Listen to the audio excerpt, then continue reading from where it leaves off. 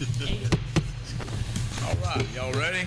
I'd like to call this regular council meeting to order on Tuesday, April 1st, 2025 at 6:30 p.m.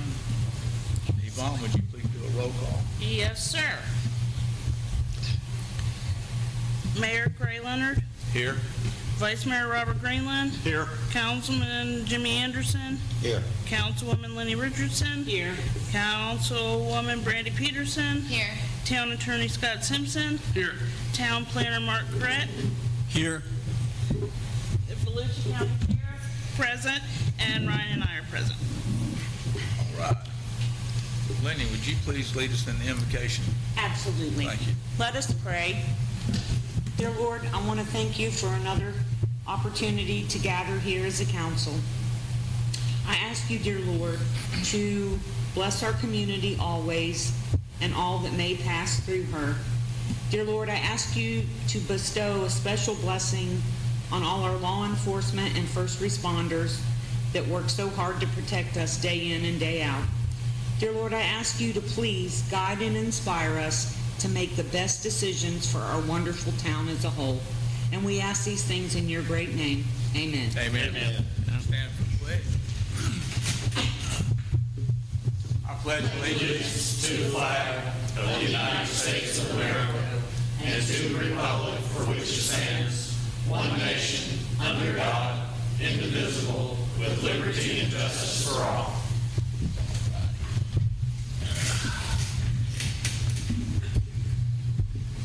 Okay, first item of business is approval of the minutes for the regular meeting on March the 18th, 2025.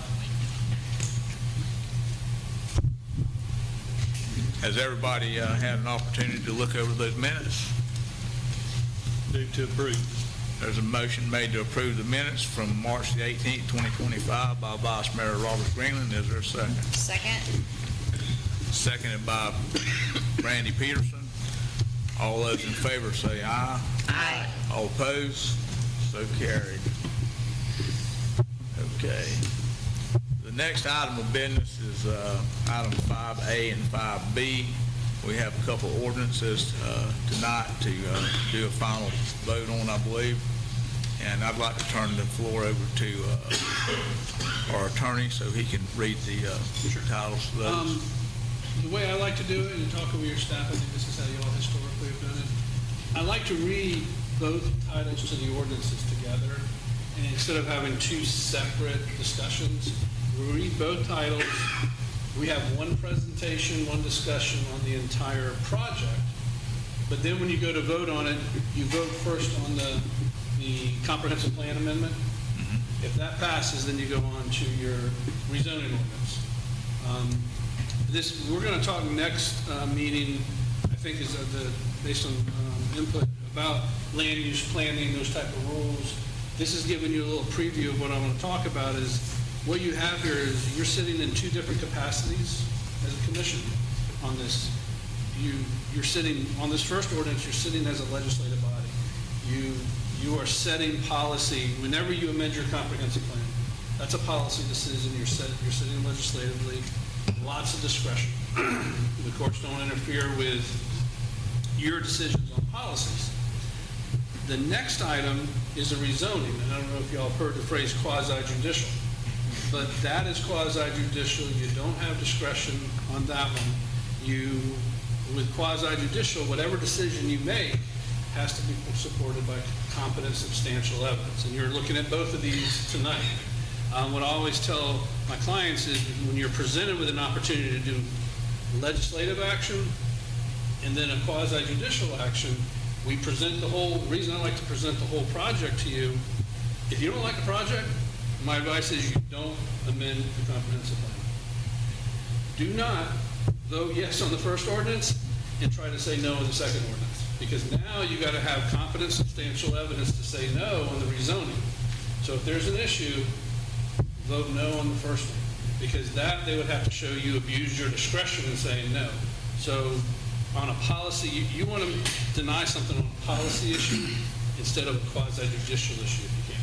But we'll talk a lot more about that in the next meeting. I just wanted to kind of give you an overview. The other thing that you'll have to do sometime during this, because it's quasi-judicial, maybe you've done in the past where you disclose your ex parte communication. Any communication you've had with anybody outside this meeting, not including staff, but if somebody in the public came up to you to talk about it, for the second, the quasi-judicial, you should disclose that you had a conversation, this is the substance of what was talked about. But other than it, you don't have to worry about disclosing it for the comprehensive plan, because it's not quasi-judicial, but it kind of gets gray when you combine these two things together. So, any questions before I read the title? No? Okay. The first one is ordinance 2024-12. This is by title only, and I believe this has already been read once. This is second. That is correct. This is second reading. Second reading. So this is for second and final reading.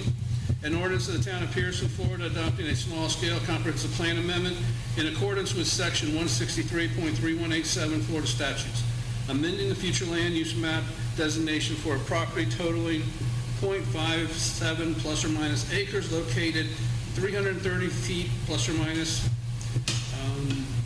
east of the intersection of County Road 3 and West Hagstrom Road, providing for a change in the future land use map designation for a .42 plus or minus acres portion of the property from medium density residential to medium density mobile home, providing for implementing administrative action, repealing all conflicting ordinances, providing for severability, providing for non-codification, providing for an effective date. Now, ordinance number 2024-13, by title only for second and final reading. An ordinance of the town of Pierson, Florida, amending the official zoning map for .42 plus or minus acres portion of real property totaling .57 plus or minus acres located 330 plus or minus feet east of the intersection of County Road 3 and West Hagstrom Road from R3 medium density residential, single-family residential zoning classification to MH2 medium density mixed residential zoning classification, providing for implementing administrative actions, repealing all conflicting ordinances, providing for severability, providing for non-codification, and providing for an effective date. And just one quick question. We have two different size properties. That's what I was, right. There's a reference to .57 and .42, is that correct? That's incorrect. Okay, which one It's is the exact same size property. Is it the .57 or is it .42? .57. Okay, in both titles where I read and I referenced .42, that should say .57. Okay.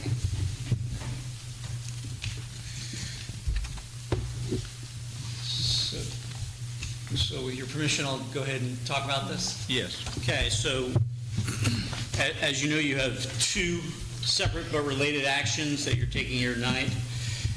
These have both been recommended approval by the Planning Commission. They were presented to you guys and approved on first reading. These were transmitted to the Growth Management Commission. The Growth Management Commission has certified these as being consistent with our comp plan and not in conflict with comp plans of any neighboring jurisdictions, and so this is back here before you tonight for second and final reading. If you recall, the applicant is Chad Ward. This property is located on the north side of West Hagstrom Road. We're going from the R3 to the MH2 in the case of the zoning. We're going from medium density residential to medium density mobile home. The only difference between the two zoning categories is that this category that Mr. Ward's applying for allows mobile homes. Otherwise, the R3 and the MH1 have the same dimensional requirements. And if you're familiar with that area, you know that just on the south side of Hagstrom Road is a number of mobile homes. And so this is the reason why both the applicant and staff and the Planning Commission have indicated that we think that this is an appropriate and compatible zoning category. I'm not going to read the staff reports to you. You have two staff reports. You have a staff report that supports the future land use amendment, which, as you've been told, is a legislative act, and you have the rezoning application. We've gone through the zoning criteria. So both of those are part of the record. Be happy to answer any questions you might have. And of course, this is a public hearing, so you need to hear from the public as well. Do you guys have any discussion you want to do on this? I thought that was zoned for mobile homes to start with anyway. From The years ago. the south side, Directly across the street, zone for mobile homes. I thought north of Hagstrom Road was zoned mobile homes from years ago. Isn't there a subdivision on that property? not in this location, but there is other area to the north. Farther to the north? Further to the north. Okay, maybe that's what I'm thinking of. Yeah. I think there's several lots platted in there and a lot of, some streets that. Yeah, if you recall, this area is called Flanico Estates. Right. And so it is an old platted subdivision created originally in the 1920s. Mm-hmm. The only area that people are really able to build are those that are front on existing public road, because there's a lot of Flanico that the roads have not been opened. The lots are, very small and scattered ownership, so it's very difficult for somebody to, we end up talking to a lot of people who've paid a few $1,000s for one of these small lots and find that it's in this interior of the Flanico Estates and difficult to develop. But this lot is located on Western Ave, on West Hagstrom. My only question is so they were just cutting out that conservation land? Yeah, there's portions to the north and east of this that are all conservation. This particular property, however, you'll see if you look in I believe it's in the staff report for the future land use amendment. There is the last map. This is a study that we did a few years ago at the request of the commission. We actually at one point looked at Flanico Estates. So there are portions of this property of this area that are designated conservation that in fact are not wetlands. So we've talked about this before. It's been quite some time, but in our comprehensive plan, there's a number of areas that are designated conservation. Many of those areas are legitimately, and most of them are legitimately conservation land, but sometimes they're not. And because this goes back to the original comp plan that got developed in the late 80s and early 90s, that was basically done off old area photographs and soil maps, so and it was done with the assistance of the county, so very often there are some inaccuracies where people will have lands that are high and dry, but there's designated conservation, and that's because, like I said, it was done off these old aerial maps. When the entire city was done, and they did it with part of the county as well, they didn't walk these properties and ground truth them. Mm-hmm. They just did the best they could with those aerial photographs. So we find that there are properties that are designated conservation that are not, in fact, wetland resources. How do we go about determining that? Do we it depends. In this particular case, this landowner got lucky because this is an area where the town had us go out and ground truth. If this was an area where we didn't have this kind of information, it would be then on the applicant's shoulder to prove that it's not wetland. So that usually involves going out, hire somebody, you're paying them a few $1,000s, they put together a little study, and then we go out and somebody from ZEPCON would go out and verify that. So in this particular instance, we already did this analysis, so we have a good sense of what is wet and what is not wet within Flanico Estates, and that is what's represented by that that last map with the zoning overlay. Thank you. Is there anybody in the audience that would like to speak on this topic? No? Okay, all those things considered. Make sure there's no ex parte communication. And has anybody had any communication with Mr. Ward regarding this? Anybody? I haven't. Okay. With all that discussion in mind, we can go ahead and call for a vote on ordinance 2024-12. This would be the second reading, and if there's a motion We to, need to close the public hearing, though. Yes. okay, before we vote on it. Well, our public hearing on these two ordinances are closed. Correct. Now, is there anybody that would like to make a motion to, towards ordinance number 2024-12 on our second reading? Move to approve ordinance number 2024-12. Been a motion on the floor by Councilwoman Lenny Richardson to approve ordinance number 2024-12 as read. Is there a second? I'll second it. Seconded by Councilmember Jimmy Anderson. Yvonne, would you do a roll call vote on this, please? Yes, sir. Councilwoman Brandy Peterson. Yes. Councilwoman Lenny Richardson. Yes. Councilman Jimmy Anderson. Yes. Vice Mayor Robert Greenland. Yes. Mayor Gray Leonard. Yes. Let the record show that there was a roll call vote for ordinance 2024-12, and it was passed unanimously. And this is on our second and final reading for this ordinance.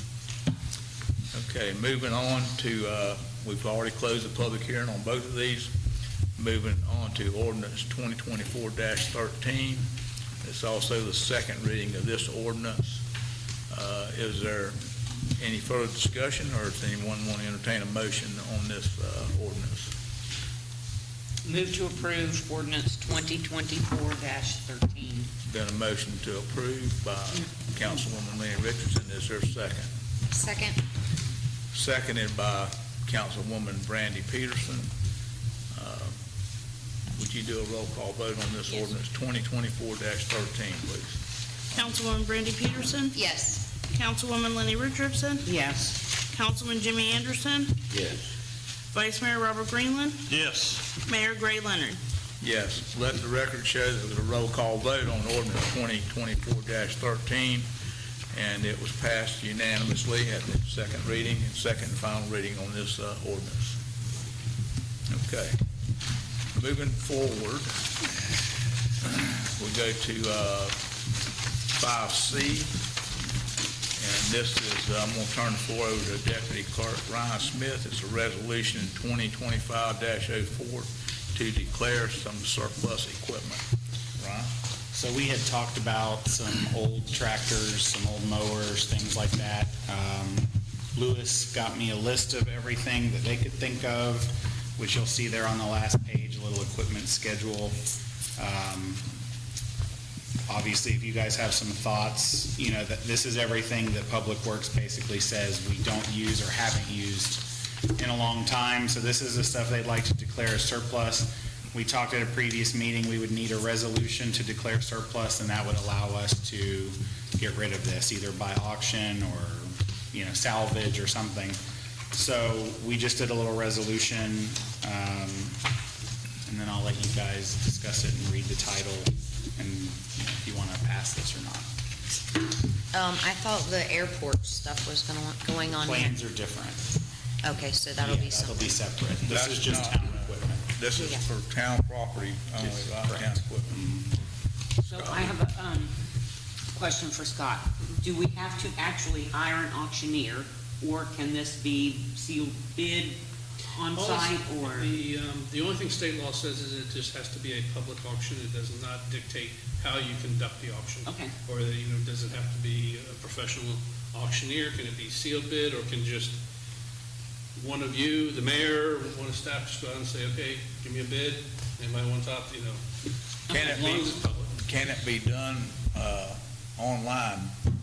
probably. It seems like, didn't we see some equipment that Volusia County had surplus that was for I reached out to Gideon Auctions, who does a lot of the county stuff. They do a couple other little municipalities. They do an online auction.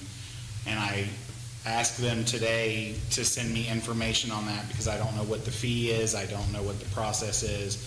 But on their website, they basically have a timer that counts down however many days with a starting bid, and they just accept bids online. So I've inquired to them about that. I don't know if we have to submit all the pictures and information, but that may be one avenue that we can explore, is having Gideon just post it all online for us and handle the bids. So, but I haven't heard back as of this afternoon, so. That would be a pretty simple process if it. But Scott, we do have to advertise this, correct? Well, yeah, to make it public, you'll have to advertise it, and I think for the airplane, you have to give specific notice to the owner of the airplane. Right. Again. And that's two separate deals, the airplanes versus. We would like to do it all at one time. Oh, we could probably do it all at auction one time, wise. yeah. Yeah, but I mean, the requirements are probably more for the planes than the surplus, but we'd like to do it all at once, so. Well, if there's going to be, if there's going to be much cost in the auction aspect of it, why don't we just do sealed bids? And maybe have a minimum bid or something? Can we put a minimum bid on it? I think you could put a starting bid on all of it. I mean, you know, you could set the starting bid as to what, like a reserve, bid, whatever you want to start it at. But we don't know as of yet, though, what the fee is. Right. Well, maybe. Might be, whatever their fee might be. I haven't been to an auction, horse auction in a long time, but I know it wouldn't surprise me if it's not 30%. Yeah, that's a lot. It wouldn't shock me if it's not 25 or 30%. And I don't see what we've got here is gonna be that much. Right. Okay, is there any more discussion on this resolution number 2025-04 regarding the surplus properties? I would like Scott to go ahead and read the title of this for us before we. Resolution number 2025-04 by title only for first and only reading. A resolution of the Town Council of the Town of Pierson, Florida, declaring certain property listed under the assets of the town as surplus to the needs of the town, describing the manner of disposal, authorizing the town clerk to do all things necessary to carry out the aims of this resolution, and providing for an effective date. Okay, any further discussion on this by anybody? If not, I would. Do we need to decide whether or not we're going to do the auction or we don't need to do that? No, we just making, Okay. I think we're just basically doing a resolution we can dispose So we of can it dispose somehow or of it. another. Right. Yeah. Keep in mind that it's whatever's on this list. Right. So if anyone has any changes. Right. Whether we're removing or adding anything, now would be the time to do it before you vote on it, so. Personally, I don't. Only the stuff on this list is being declared Yeah, so, surplus. I mean, I don't know of anything offhand that we need to add to this list personally. Okay, bearing all that in mind, I'd entertain a motion on this resolution 2025-04. Move to approve resolution 2025-04. Motion on the floor by Councilwoman Lenny Richardson to approve resolution number 2025-04 as read by our attorney, Scott Simpson. Is there a second? I'll second it. Seconded by Council Member Jimmy Anderson. Would you do a roll call vote on this, please, Yvonne? Yes, sir. Councilwoman Brandy Peterson, Yes. Councilwoman Lenny Richardson, Yes. Councilman Jimmy Anderson, Yes. Vice Mayor Robert Greenland, Yes. and Mayor Gray Leonard. Yes. Let the record show that it was a roll call vote. Resolution number 2025-04 passed by unanimous vote. All right, next item on the agenda is item 5D, discussion on sunshine law, public records law, and ethics, and I'm going to turn this over to our attorney, Scott Simpson. Just real quick, I thought about it after I saw the agenda. Would you rather me do this under my reports as town attorney so we can finish the agenda stuff first? Or That'd be fine if that's okay with you. I just thought we could knock out the business stuff and then Yeah. it's more of a educational session. Okay. At the end. No, that's fine with me. Is everybody else in agreement with that? Yeah. Okay, yeah. I apologize for not. No, thinking that's about okay. when the agenda was done. All right, moving on to item 5E, establishing a charter review committee, Town Attorney Scott Simpson. Yes, I was looking, when, we just went through the resolution, preparing the resolution, putting our new charter together, and I noticed one of the changes, I believe, called for a charter review every 10 years. So the last time there was a charter review was, I think, when that went in was 2016, so 2026 would be charter review, and there's language in there that you should appoint a charter review committee 18 months before you do the vote on the charter. Usually, if you're going to have charter amendments, I think y'all have done it by mail out in the past, but what I'm used to kind of this, it goes on the ballot, so when the election is, so you're looking November of 2026 is when, if you don't do a mail out, it's probably, unless you did the primary, but most people probably do November of 2026 is if there are any proposed charter amendments, that's when they would be voted on. So you go 18 months before that, we're around the time where you ought to be forming your charter review to start. 18 months is pretty well in advance of when you need to do it, but that's what your charter says. So, How many representatives do you have to have? Is there a minimum or maximum No, on a review committee? Usually what I've always seen, Holly Hill's going through one right now, it's their 10 years is up. Usually each elected official, each commissioner, and the mayor appoint one, is what I've seen. So you would Okay. have a charter review committee. So basically, we'd have about 5 people. You get 5 people, you do a resolution, you would appoint them, then they would, you could either let them pick their chairman, or the mayor, who the mayor appoints, serves as chairman. That's how Holly Hill did it. 18 months gives them plenty of time to kind of review this. A lot of times cities give about a year or less, and that's really cutting it pretty close, because what you need to do is, if you're going to do on the ballot, you got to work with the supervisor of elections and say, when do you need our information by? And then it takes an ordinance for y'all to do it. So that's a month. And then you don't have to accept any recommendations. You all need to see what the recommendations are. You may want to add to it. You want to may reject some things, or you just accept what they have. This is just an advisory board to you. Ultimately, it's your decision what gets submitted to the voters, because there's an alternative. If the electors really want to push something, and you may not think it's a good idea, but if your citizens say, we want this in our charter, there's actually a way they can put a charter question to the public without your approval. So there's 2 ways you can amend the charter. One is, what this is do you as a commission think there's some amendment or amendments that are a good idea based on the recommendations of your charter review? But the public has their own process. There's a process they can pursue totally separate.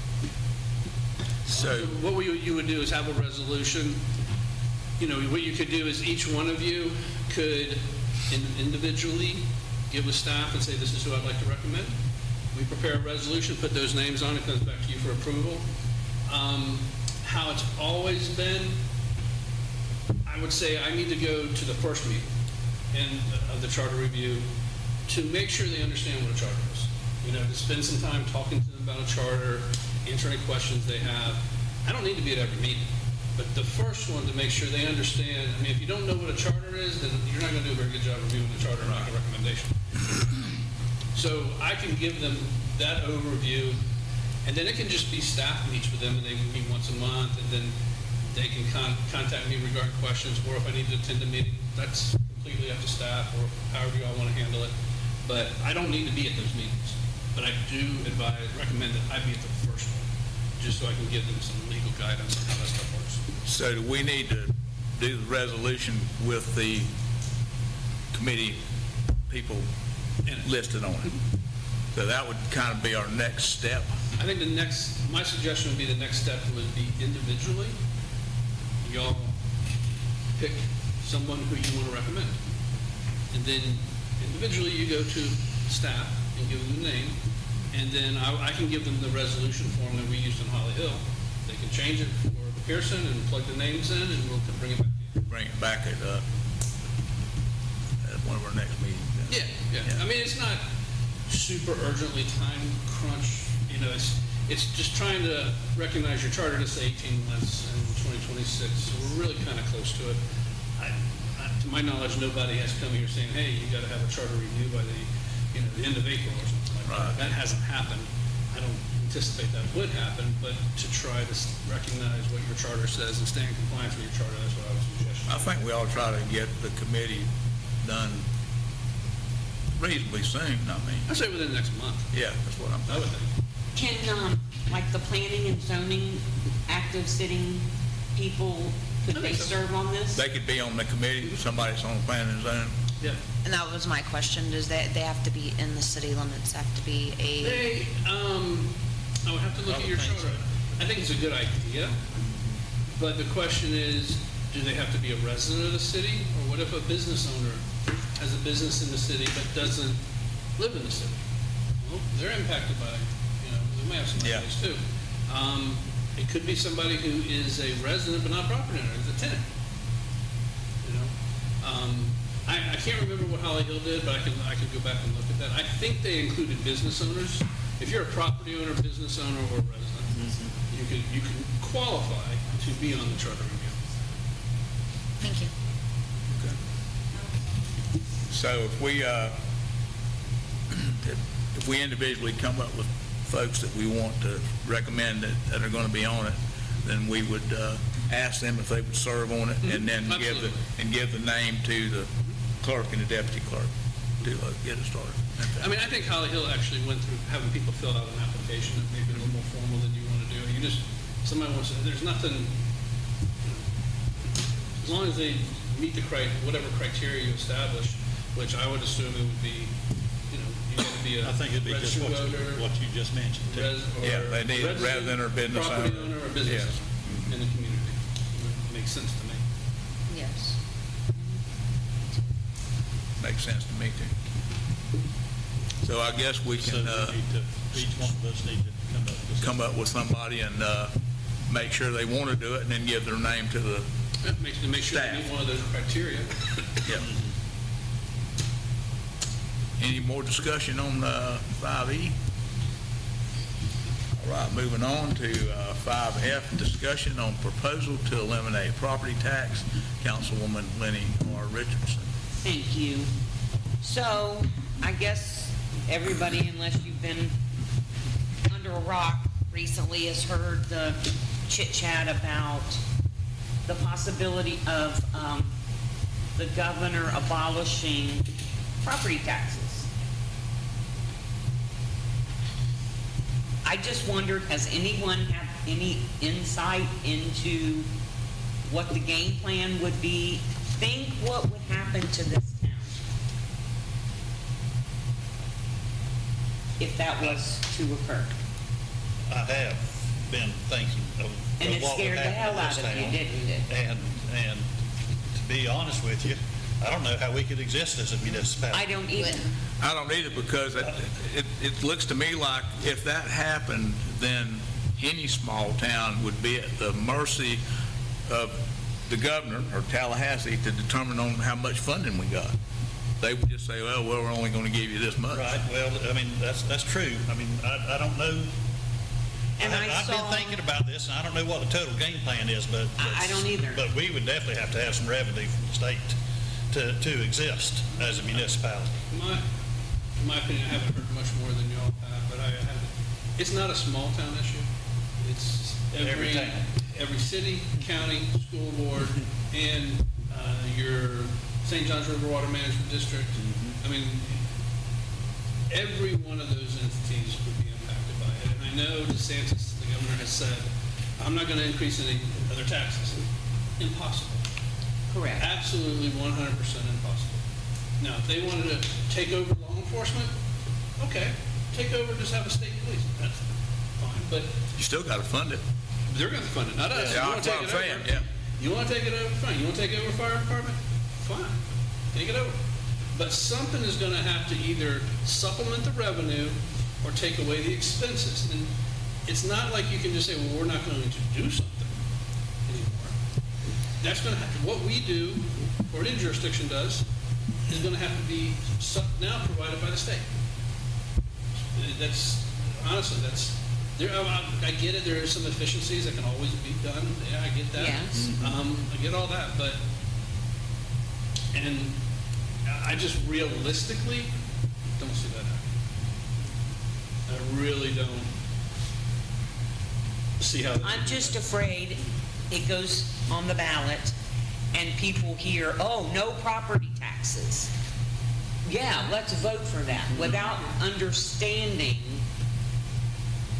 the true inner workings of government.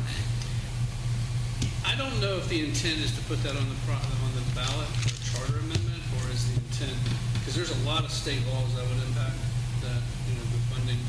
I mean, it's just not cities and counties, What I've always heard, and what I've seen personally, property tax in each jurisdiction usually pays for your your police and fire. And so that's where the funding for those aspects of your service come from. So where's that funding going to come from? And if you take that away, there's got to be some reality that sets in somewhere that says, how do we provide these services? And the problem with, I think it might be a good idea, shift it to sales tax. But you're going to have to change how sales tax is allocated. Sales tax is allocated based on population, not where the sale occurs. So when we have a race event in Volusia County, and we have all that impact from the event and all that revenue that comes in that's generated from sales, we would get the exact same benefit if they held that in some other county. Because we don't get the additional sales tax revenue other than the local option. The state sales tax revenue, it's not based on where the sale occurs. That's why South Florida, where it has all the population, they get most of the sales tax revenue.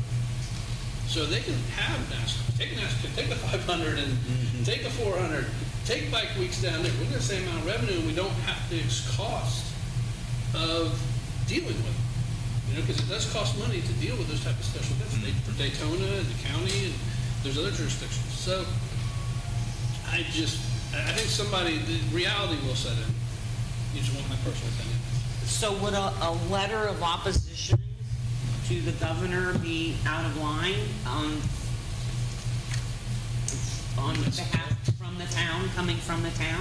That's totally up to you. Florida League of Cities, and, well, mostly Florida League of Cities is actually, they sent like a little form letter. They want us to submit that to our representatives for they want us to submit it to Florida League of Cities, who will then go when they do their days in Tallahassee.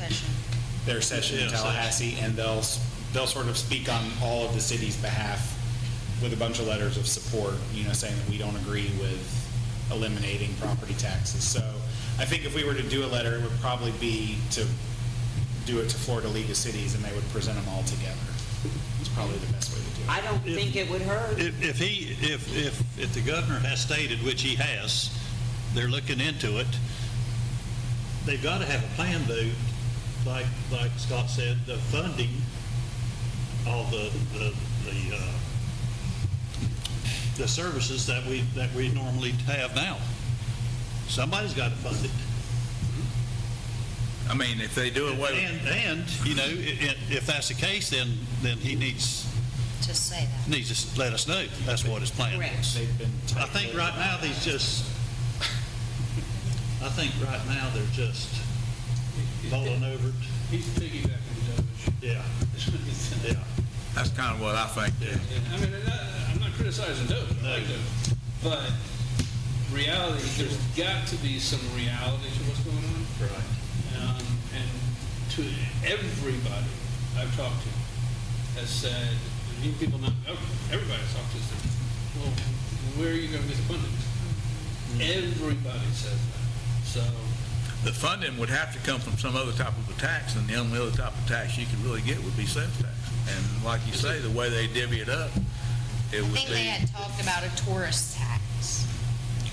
Now, how you would determine that, how would they determine that? Right. see, and one of the things we may talk about, my meetingly discussion items that we can talk about is budgeting, revenue, and stuff.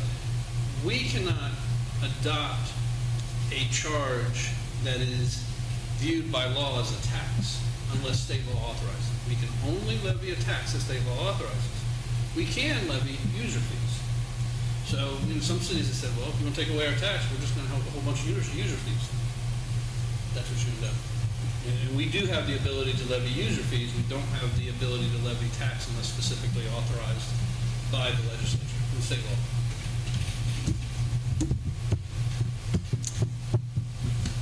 Moving on, is there I any? think, yeah, we definitely need to get, I think we need That to letter. submit that letter with Yes. the League of Cities. I Yes. definitely think we need to do that. My suggestion would be to ask staff to put that on the next agenda so you Okay. can see the letter. okay. Right, yeah, yeah, Do that. exactly. I think Paul had a question. Paul? Yes. Paul Montel, 506 North Pine Street. Where I do agree with what you're saying, you have to have logic. My little pea brain says, if in fact we eliminate the school system, bear with me, now, nobody, I don't believe, would be against, and I for one would not, because I have a little bit of common sense. We have to support our town like every town has to, or city, or whatever it may be. If they're going to eliminate this monstrosity up in Washington on the school education board stuff, I'm quite sure they can figure out a way of that money coming down to take care of the schools in each one of our towns, as opposed to us, the citizens, paying for the school board system here. Half of my bill, that's damn close to being half of my bill, is the school system. And 99% of the people I speak to, who are in my age bracket, obviously, they're kind of in agreement with that. That's common sense to me. Now, I think that's outstanding. You're going to go to the city, the League of Cities, and put your 2 cents in. Rightly so, and you should be doing that for our benefit. But is there a possibility of inserting something like I just said? Maybe not that exact terminology, but something that is close to it, which would make sense to the citizens of Pierson. Thank you, Mr. Mayor. Yes, sir. Any other public comment? Ms. Elliott, you want to come up, please? I think one thing, if you look around who's here, this is a very small percentage of the community. We have a lot of people in town that aren't even aware of what's going on. So we need to do it, whatever we decide to do, we need to educate our people locally as to what we need, what our needs are.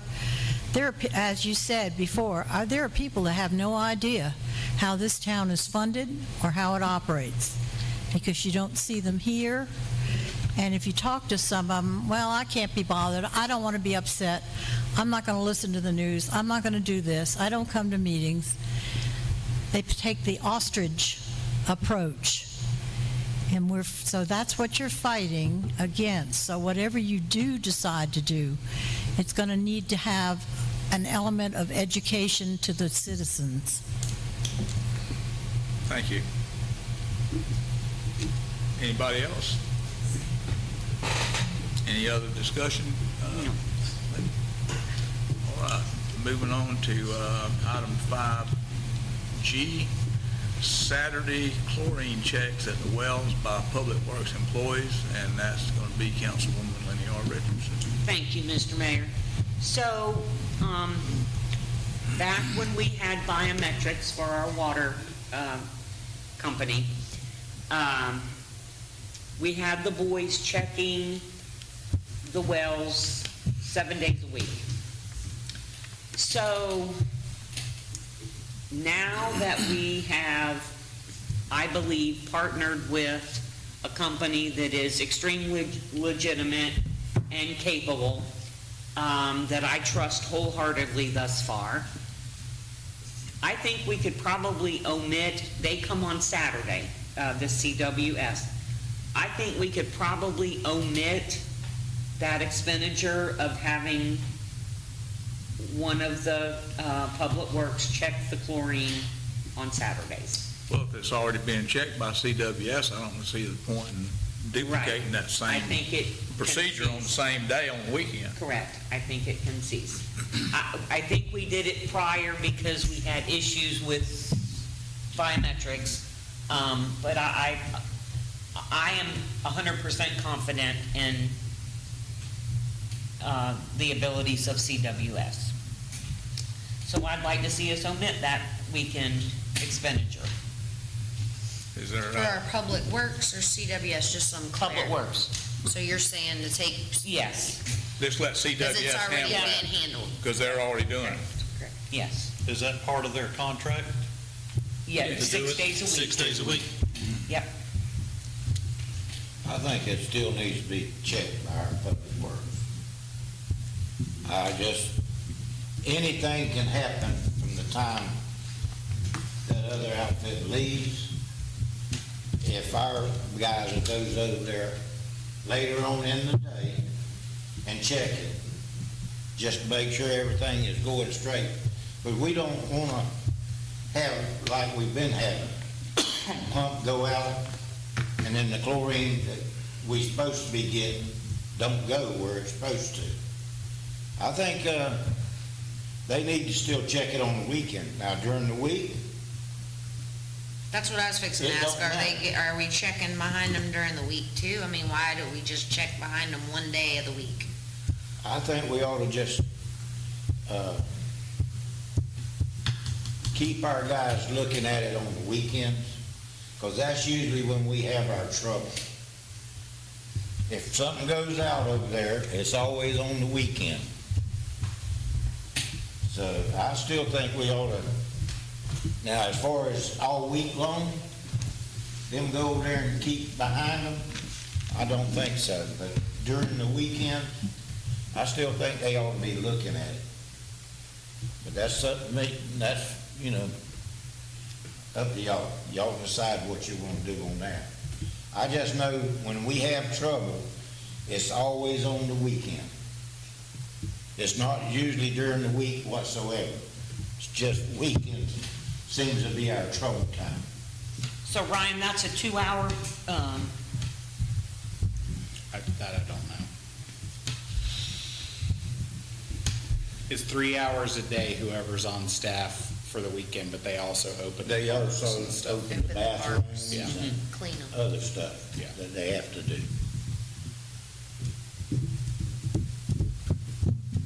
They still gonna be on the weekend, opening the bathrooms. Right on. The only difference is they won't be going over there checking the wells. I think they need to keep checking the wells on the weekends. But that's up to y'all. Yeah. Y'all decide. Well, it's I'll going go to with be, whatever the council thinks. I just know weekends is when we have our troubles. But if they're checking it in the morning on the weekend, when is CWS coming and checking it on the weekend? Because they're both checking it within the same hour, it's kind of, No, I I don't don't think think- they come in the same time. well, that's what I mean. Is it afternoon, or are they do we checking? know Do when we know when CWS they? does the chlorine check on Saturday? No. But you can look at the logs to see when they normally come, right? I mean, I agree with Councilwoman Randy Pierson. I don't think they need to be, in other words, the CWS check the chlorine at 8:30 or 9 o'clock in the morning, then I don't think there's any reason for us to check it 30 minutes later. No. I mean, That's true. if there's if CWS is checking it at 3 or 4 o'clock in the afternoon and our guys are there in the morning doing that other stuff, then yeah, I mean, I can see the validity in doing that. But I don't think that they should be, I don't have a problem with our guys checking it, but if they're doing it within a little short period of time with one another, then you're just replicating what just happened a few minutes earlier. CWS is probably here fairly early in the day, I would think, so maybe the boys should check it in the evenings when they lock bathrooms for the evenings. I didn't That way think you they get a locked morning- bathrooms. I thought the No, sheriffs. They go close over in the morning Oh, okay. and check the bathrooms and clean them. So, And then I believe the Check sheriffs lock well. the, Now, them or- biometrics, I know I used to see them come over there.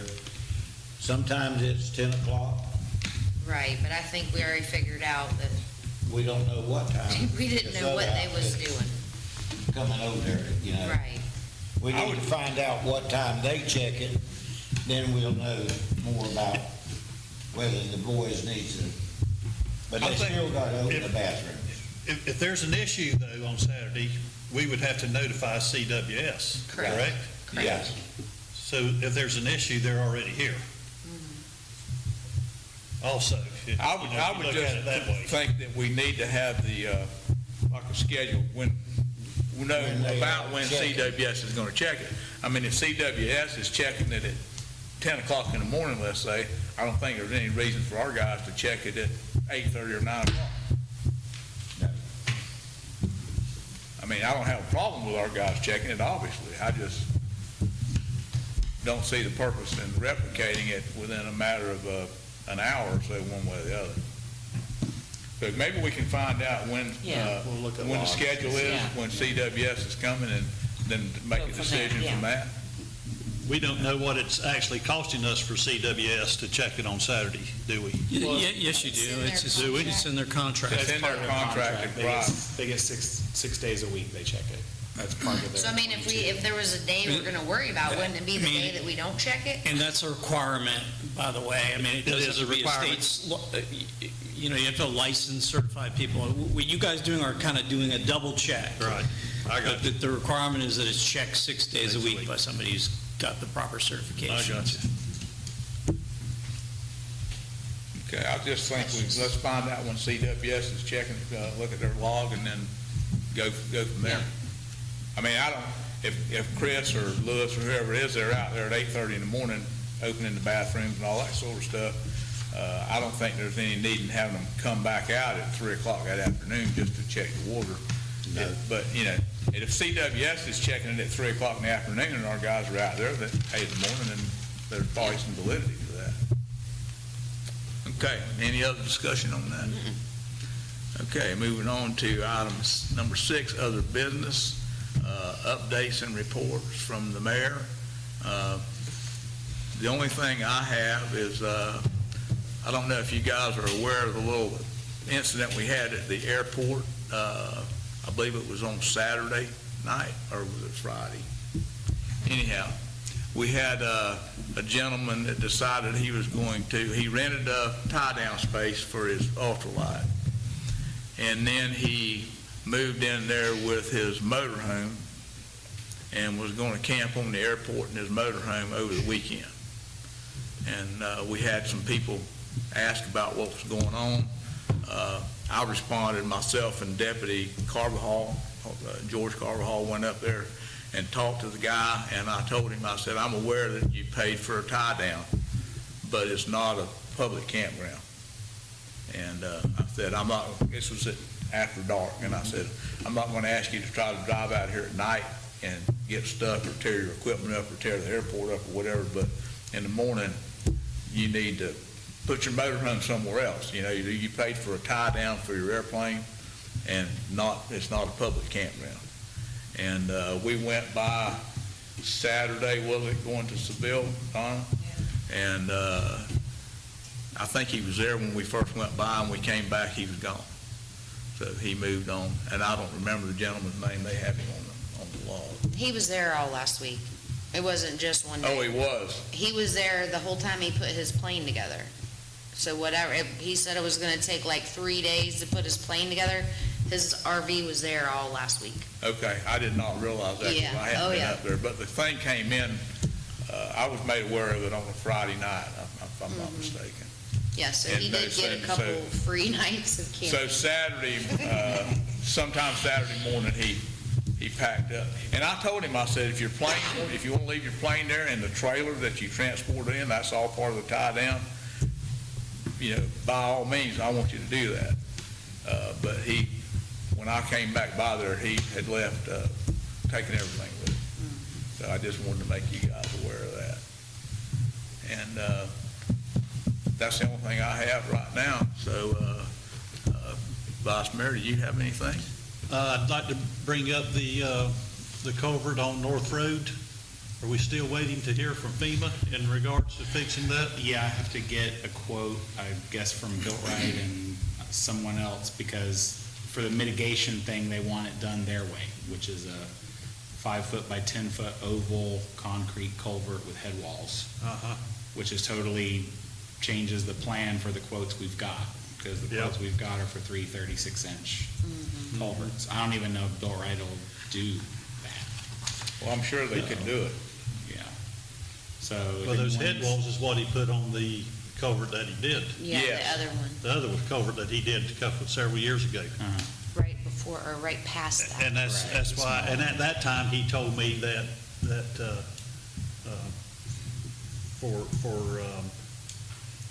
for him, being he is a licensed, whatever, that is part, he said if he were to put that culvert in without the head walls, he could lose his contractor's license. Yeah. Because he's got to do it to DOT specifications. Yeah. And that's why it's so much more. Yeah. That's why So his why- price was so much more. Why wouldn't county have to do that? I don't know. I mean, I would think they would all have to follow DOT specifications, is that not? Yeah, but I think his thought on it also was, if he was gonna do it, he wanted to put the head walls in on the backside of it, because he does this stuff for the DOT all over this part of Florida, and he feels like it's just the correct way to do it. Without the head walls, I think those culverts stand a lot better chance of being washed out from excessive rain, just running off of the road, much less if we have a flood like we did. So then we need to get two new. At least two prices. Two new prices. Because the county, I don't think, the county told us they could do head walls, but they're just going to contract it out. Because they don't do it. So they're just going to hire someone to come in and they pour them in place or whatever, so. But can they give you a quote on that? To do that? Potentially, yeah. Well, I would get that quote, It's and then probably I'd going to get be Bill way Wright. more. Well, yeah, let's go ahead and. But that's okay. And, I think we need to get a FEMA quote wants on it. it. yeah, let's. I'll tell you my only concern. Yes, I was going to say, if you're not going to say it, I'm going to say it. I'll be real upfront with everybody. Okay, we have submitted everything that we have saved for FEMA, from the debris cleanup to the purchases of all the equipment we needed, the chainsaw, that kind of stuff. FEMA has come back and after the fact and said, oh, but to do that, you need this. You need a DDMS permit. Did you get a DDMS permit? No, I didn't. Oh, we'll get an after the fact one. So I called Department of Environmental Protection. Mark helped me put together an application to do a DDMS permit. It was rejected because it was too close to wetlands, they said, and they would have to come out and inspect the area and all this stuff. So when I told FEMA that, oh, well, you don't get reimbursed for any of the cleanup that you did because you didn't have a DDMS permit. So Yvonne and I had a meeting with FEMA last week, and we discussed, there's two quotes for the North Road culvert. $42,000 is their offer for just the replacement that we were going to go for with the county. They said they'd cover that. We'd be responsible for the other 20 whatever grand, because it was 60 something. Or if we went with mitigation, mitigation's whole thing is they'll give you more money if you're going to build it back better than it was before. So $42,000 for the one we had, or an extra $43,000, so $85,000, $86,000 if you build it back the way that DOT asks you to. So we were on the phone call, and he had the supervisor on the phone from FEMA, and I said, if we do it this way, if I go get a quote for $90,000 or $100,000, and we install this culvert the way that you want it done, with the 5x10 concrete thing, the head walls, all that stuff, do you have a list of requirements that I'm going to need to actually get the reimbursement? Because so far, everything we've done, you've shot down. And the lady looked at us on the webcam and she said, oh, so you mean you want it without tripwires? Yes. Yeah, we do. We don't want to play. That's our fear. We don't want to play games. So my thing is, do we want to even chase that down? Because, and I'll explain this to you too. So, yes, Bill Wright did that other small culvert exactly the way he was supposed to. We did not get reimbursed for that because he did not pull a wetlands permit to install that culvert in wetlands, because that area is considered wetlands. So they rejected the 10 grand to reimburse us for that culvert. So that's my thing. What little surprise thing is going to pop up to keep you from getting reimbursed for that stuff? So to replace an existing culvert that's been in that road for years, now we have to apply for a wetlands permit? If you're digging in what they consider a wetlands, yes, you have to apply for a DEP permit. But my problem isn't the permitting. The permitting we can do, but they don't tell you until after the fact that you needed that, and then you can't get it. It's too late. So what I posited to FEMA is, can you give me a list of everything, every requirement we have to meet for this reimbursement to happen? And they could not give me that. So do we chance it, and do we eat 80 grand and maybe not get reimbursed for it to do it the correct way, or do we go with the county 16? Just do it the way we were going to do it. And try to get financing somehow to just do it ourselves through the county? That doesn't seem right. That Doesn't does seem not right, seem but the right. way they Too much, too much, Well, here's another too one. much government. Here's another one for you. Here's another one for you. So the hurricane came through here on the 7th or 8th, right? Hurricane Milton. The governor declared it a state of emergency on either the 6th or the 7th. It was out of here by the afternoon of the 8th. It was completely gone by the 9th. Yeah. We started cleanup here in town on the 9th. So M&B Tree Service, KR Land Development, all their invoices were dated for the 9th. That was the first day they started debris cleanup. I submitted all that stuff to FEMA, copies of all the invoices, and then 2 weeks after I did that, his supervisor came back and said, well, FEMA's declaration of the emergency is on the 14th. So anything that you submitted that has a date before the 14th, you're not getting reimbursed for. And I said, that is not the governor's executive order for that was the declaration of So we leave emergency. trees in the road for a week before? That's what I guess said. that's what the plan I said by the 14th. No, you just have the proper date on the invoices. So we lie to better serve. Well, the government. just maybe they don't- have the proper date. But They just don't bill You can characterize that any way you'd But like. again, the way FEMA is, they push you to hurry up and get this stuff in. Oh, we need it by this date. You've only got X amount of weeks to file this. And then you file it, and then after the fact, it's like, oh, well, those dates are wrong. Well, now you've already seen the invoices, so I can't resubmit them. Yeah. So We were that's how commended it's, for that's how it's been having every. everything in early, Did you and then ask they them if they would took let it you apart. change the dates on the invoices? Because they might just say, well, we can't process them this way unless you have the right dates on them. That's not the way that they worded it to us. They outright just rejected it, and they sent me a counter offer that said, well, we'll give you 75% of $6 grand, which was all the stuff from after the 14th. So Which was nothing, because That's most of nothing it was compared to done. what- it feels like games. It feels like you're playing a game, because like Yvonne and I get very frustrated because they send you an email and it's like, what now? What have we What done now? wrong now?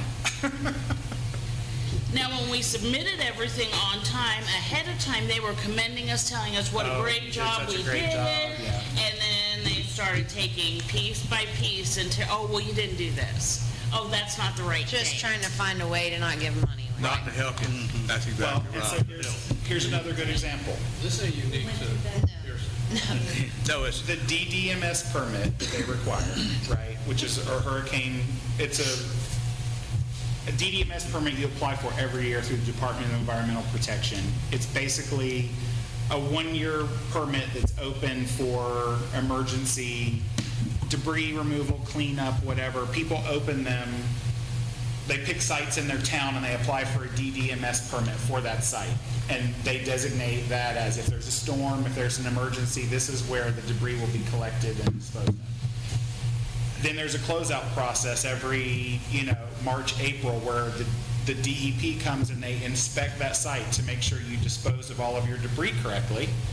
So in conversations with them about that, they asked me, well, how did you dispose of your debris? And I said, we burnt it. And they said, well, did you open burn it? And I said, yes. Oh, well, it's got to be burnt in an air curtain incinerator, so you're not going to get reimbursed for that either because you didn't dispose of it properly. So even if the dates would have been correct on the invoices, we did not dispose of it properly. We did not have a DDMS permit. We did not have a permit for an air curtain incinerator. I said, we don't even have one. He said, Volusia County has one and it's permitted. Call and see if you can use theirs. So now Like they're Volusia not burning County- their own debris during a So hurricane. now Volusia County has to find a way to drag their 3-ton air curtain incinerator up here and let us use it for a week. It's been crazy. The whole thing has been a nightmare. So if you're wondering what we've been doing for 3 months, it's that. It's that. Every day, several emails. Emails and calls. So I guess maybe as a council, you need to decide, do we want to try to go the FEMA route and get reimbursed for the culvert and take a chance and, or do we want to explore other avenues and just try to finance it a different way and just pay for it ourselves? I would hate to follow the mitigation route and then find out they find something wrong and we paid an extra $80,000 now for that same culvert that was gonna cost us $60,000. And they find a reason we can't do Here's it. the thing, the culvert, the mitigation culvert is not going to cost us $80,000. It's going to cost us more like $100 to $120. Well, They're it's adding going, that to the they're 60. going to pay us the 80, so we'd still be out of pocket 20-something grand. Because Built Right's cheapest quote to us was $105.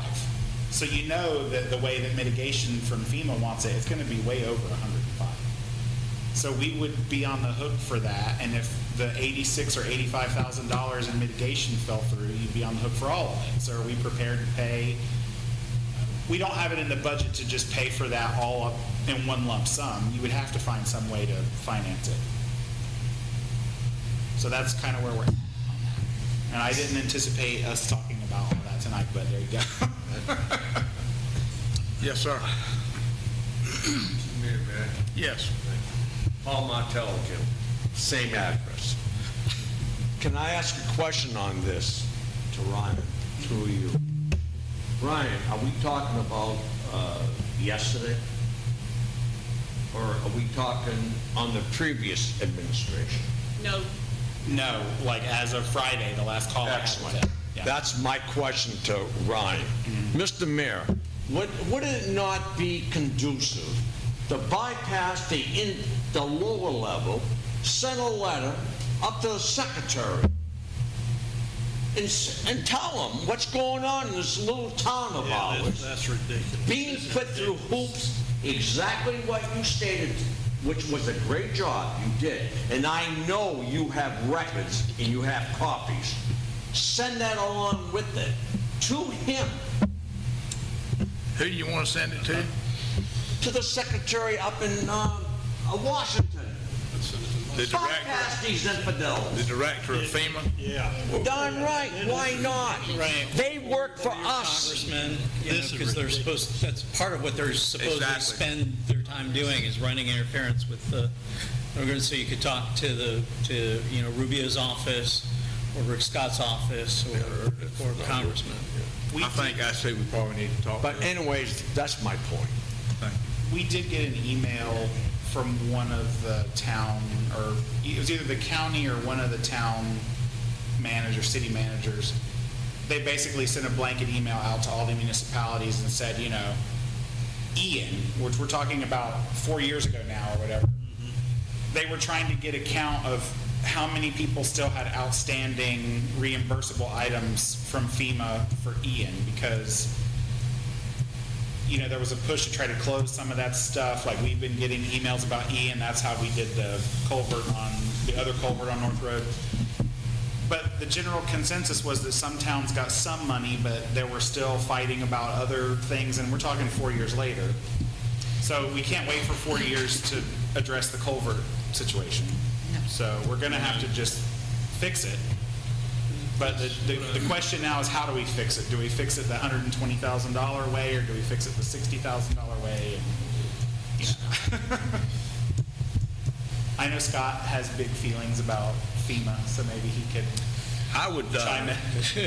I know that I was talking with Sheriff Chitwood within the last month, and I believe it was the hurricanes we had back like in '04, or when we had those three back-to-back anyhow. Yeah. And they had, the sheriff's office at that time had lost several patrol vehicles. They're still waiting today to get the help from FEMA on those patrol vehicles. 21 years later. Yes. So I'm like, And I just want to be fair and say that other towns are probably more familiar. Yvonne and I don't, this is our first time with a natural disaster trying to apply. So other towns know about a DDNS permit. Other towns know about air curtain incinerators and hiring contractors that can do that for you. You know, Lenny, I think you talked to Charles Gay, and Charles Gay even knew that that was something that was required, but no one mentioned that at the time when we started cleaning debris, because they want GPS coordinates of every pile of debris you picked up. They The want diameter of photos. each tree, Yeah, they want it's ridiculous. It's, If you don't use, personally, in a few years, FEMA's going to not, they're actually going to come out and tell y'all, we're not helping you, because they don't. They just haven't told you yet. They're not going to reimburse you for cleanup. It's heading that way. I mean, they're going to be able to help people whose home, maybe they can bring in some homes, they can bring in some water. They don't have the money to reimburse local government for cleanup.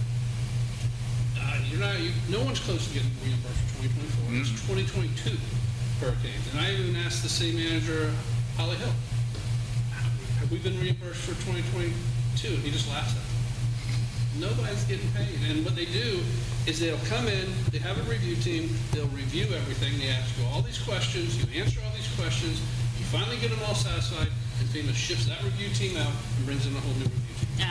And That then you gotta happened start the several whole process times. again. One thing you might want to, if you haven't heard about this, supposedly, there is this program, and Lake Helen's doing it, where you kind of go through and you get pre-approved by FEMA.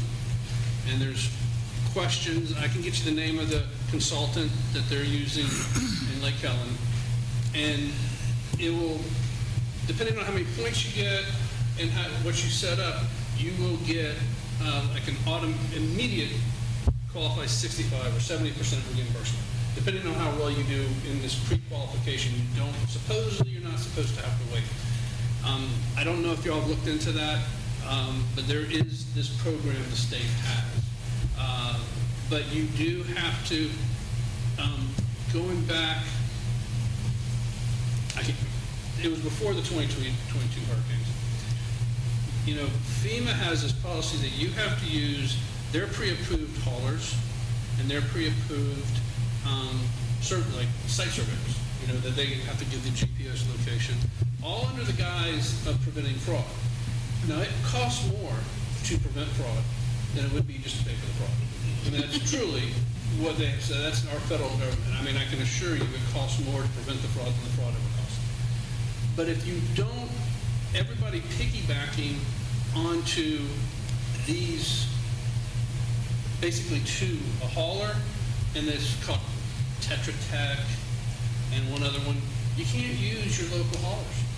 You can't have the community get together, go out and clean up quickly if you want to get reimbursed. And Lake Helen went through a process where before 2022, the first hurricane came through, they followed the FEMA rules. They piggybacked the county on the contracts. It took longer to get it done. The bottom line is you're a small city. They're not going to rush you. There's other areas they got to go hit first. We spent, say, $200,000. And still took forever to get reimbursed. The second hurricane came through, and the manager was like, or administrator was like, we're not doing this again. So we had a big field in Lake Helen, dug a hole, hauled everything there with local haulers, and burned it. And got a burn permit, burned it. My understanding is we still eventually got reimbursed, but we hauled more. It spent like $80,000. Where we hauled less, spent $200,000 following the FEMA route.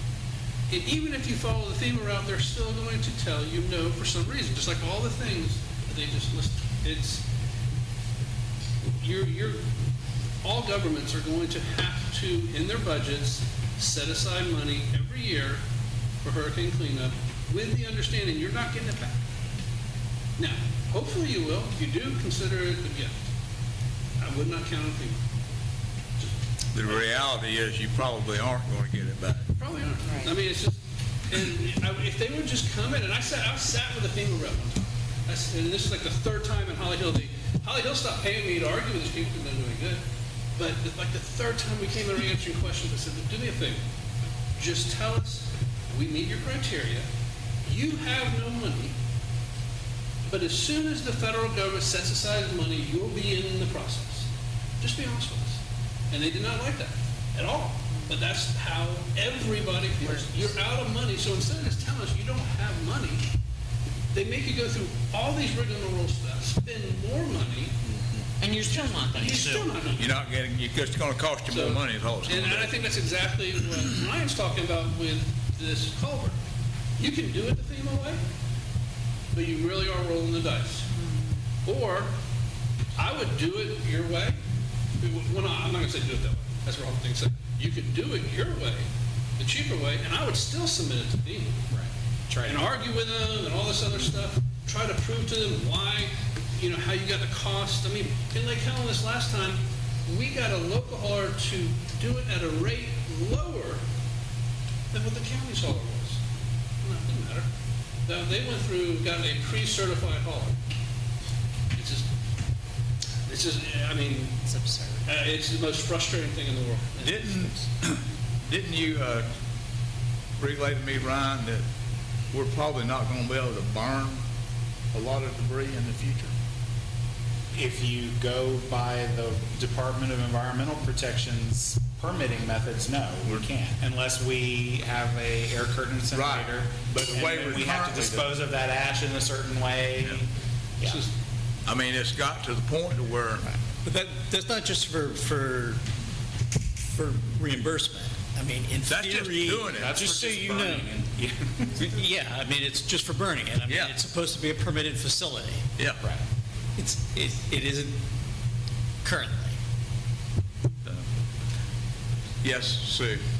Jimmy and Bobby, probably remember back in 2004, Herbie went through this same thing, and FEMA just hopes that you will lose patience and give up, go away. And we went through this in 2004, when 4 hurricanes came through. It was a circus, and nobody won. Okay, moving on. Well, I'm glad I asked about the culvert. There you are. I'm glad you Aren't did you glad you asked about that, Bobby? We only have one other culvert we need to talk about before we're done. I'm done for the Now it's time for cocktail, ain't it? Jimmy, do you have anything? Councilwoman Lynn Richardson. I thought I did, but it's gone. Brandy. I have a couple things. Okay. I don't know if you've been down Van Oat and since they've paved it, but I guess my question is, why didn't they line it? There's only lines at the stop sign, a double line and a stop. There's no actual marking line on the center of the street. No. Yeah, I don't know. I cannot answer that. They lined Shell Harbor all the way. all the way. Yeah.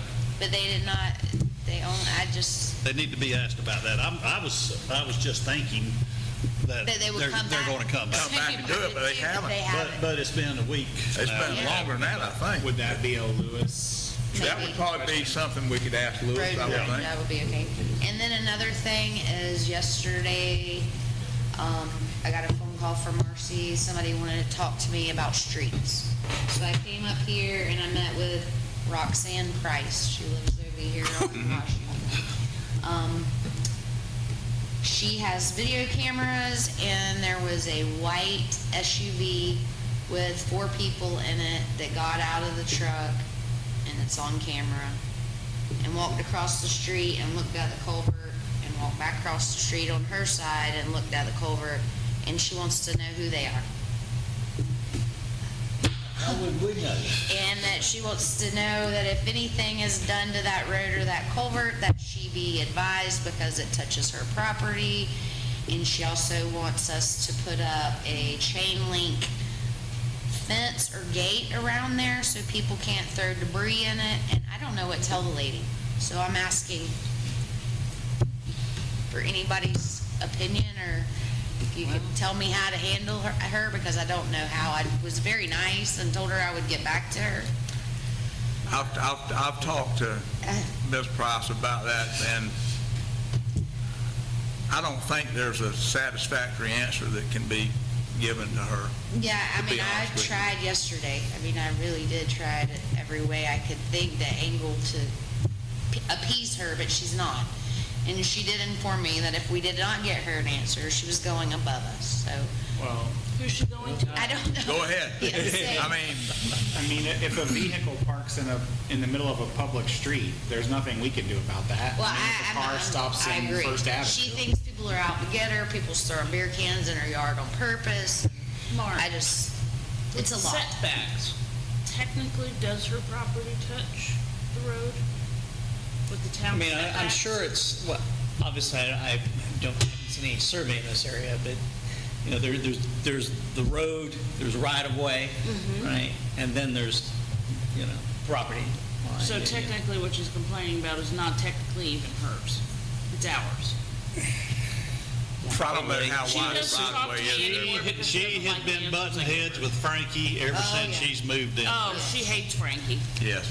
Absolutely hates him, thinks Yes. he is. I don't know what to. And half of the town is out to get her because she has come in and complained about that these people were intentionally doing this. I just wanted to make everyone aware that I did talk to her, but I don't know the answer to give her. I don't believe that you're gonna be able to come up with a satisfactory solution there. I mean, I kind of told her maybe it was DOT, maybe, you know, I mean, there's no time. But if I wanna Tree stop- service, they're in the area, I used all of them. if I want to stop, and if I can stop on the edge of that road and get out and look in that canal, I'm not doing anything wrong.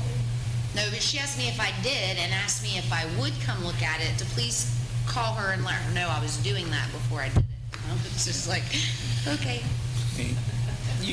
If you're doing work within the right-of-way, you can't notify every single No. person. Yeah. So anyways, just wanted to And if kind she of. feels people are out to get her, she You ought needs to see call her law barricade she enforcement. has Oh, yeah. on the right of way Oh, to keep yeah. people off of it, I've seen it. off her grass. Yeah. I mean, She actually had a problem with Lewis for trimming some trees Oh, yeah. that were overhanging the road, and she told him about himself and said those are her trees, and technically they're not her trees, they're in our... I don't have a solution for No, it. it's. She, there's no if she solution. can't get an answer for one, she looks for something else. She looks for something I else. feel like if she sees suspicious stuff on the camera, then she needs to call law enforcement because, you know, Well, I think she has, and I I think think they're they told familiar with her as well. I think they have told her that unless they see the people doing it, they can't do it. well, and honestly, I don't know why she thinks we could do any better than that because if they can't see it happening, how are we supposed to see it happening? And we don't have any kind of enforcement abilities anyway, unless it was a DRA thing. Yeah. But she hasn't brought us anything that is a Tell her to Do do not what she needs suggest to do. that to her. Okay. Yeah, I'm that's telling it. you now. That's all I have. Thank you. All right, moving on. Scott, do you have anything that you Well, no, want we're to going to add? talk about what we moved back. Yes. First, I would tell everybody, we're going to talk about the sunshine law, public records law, ethics laws. Maybe y'all have questions as I go on, just raise your hand, interrupt me, whatever. Let's make sure we get all your questions answered. Okay. And this is just, a general overview of, I'm going to hit some highlights. One of the things I would, mainly for staff, but anybody can look it up, there's an organization called the First Amendment Foundation, and they annually publish this document called the Government of the Sunshine Law Manual. And you can download that. And I do it every year. It's free and provides a lot of details. So, if you had a question about something. Usually I tell the city clerks to get one of those, just to have it, because that can help answer a lot of questions where they don't have to ask me. Y'all don't have to actually get it unless you're really more interested in it. One of the overarching things with the Sunshine Law and the Public Records Law is they are always, when I get into the details talking about the law, but you have to understand the laws are interpreted broadly to make sure it's inclusive of conduct. So the scope of the laws in terms of what type of conversations would be subject to sunshine law, or what type of document would be a public record, is always broadly interpreted. The exceptions or exemptions are always narrowly interpreted. So if you ever have like a question of, is it a sunshine law issue or is it a public record, it's always better to err on the side of saying yes. Now, this isn't one of those issues, there's plenty of issues we may go through where I said, let's push the limits of the law. This isn't one of them. Because if it's gray, then it's the sunshine law applies or the public records law applies. This is the way the laws are interpreted. So what is the sunshine law? The sunshine law, it requires, there's a requirement and a prohibition, and they're kind of tied together. It basically says anybody elected or appointed can only discuss city business, things that could foreseeably come before this body for action at a public meeting. And so you're allowed to talk outside the meeting. You can talk about anything else. But if it's an issue that could come before you for action, then you can't. You can only talk about it here. And that's not just one-on-one conversations. It could be conversations through somebody. They're sometimes referred to as a conduit. You just can't talk about it. And it's kind of I would say, I don't want to say it's more of a concern, maybe for this commission, is because you are so involved, everything comes before you. In some cities, they don't have everything come before them. Here, everything comes before you, so everything related to the city, you really can't talk about unless you're here at an advertised meeting. And what it does, it's a limitation on what you can do, and it gives the public some rights. And then the right of the public is they get to hear what your conversation. That's the whole purpose behind it. Now, one of the things that people don't realize is a lot of people think sunshine law gives the public the right to speak. It does not. It took a while for the courts to actually recognize that, but the public has a right to observe under the sunshine law. There is no right to speak under the sunshine law. However, once the courts made that determination, actually a Deltona case, say about 2011-12, they adopted the law, and it gives the public the right to participate. And now they have a right to participate on any item before you approve it, unless it's a ministerial type task issue. They don't have the right to talk about minutes or something like that. But if there's anything of substance that you're going to vote on, the public has the right to participate. Now, the interesting thing is the right to participate doesn't have to be right before you vote. You can, as long as it's in the review and approval process, it doesn't have to be at the same meeting, but they do have a right to participate. One of the things, that with small cities I run into is if you delegate authority. I'll give you an example of what has happened to me before, like in Lake Helen. The commission hires everybody. I believe this commission hires everybody. So we have an opening, and you tell Yvonne or Ryan, go through, you review all the applications and pick the top 3 and bring them back to us. If they do that, then you've delegated to them some of your authority, because they eliminate applicants from consideration. So when they sit down and they evaluate the criteria, the applicants, to see who they rank and bring back the top 3, that's a sunshine meeting. They have to do that in the sunshine, even if you give it to one person. Even if you said, Yvonne, go through them, come back with that recommendation. Technically, when she goes through her thought process, technically that's a sunshine meeting.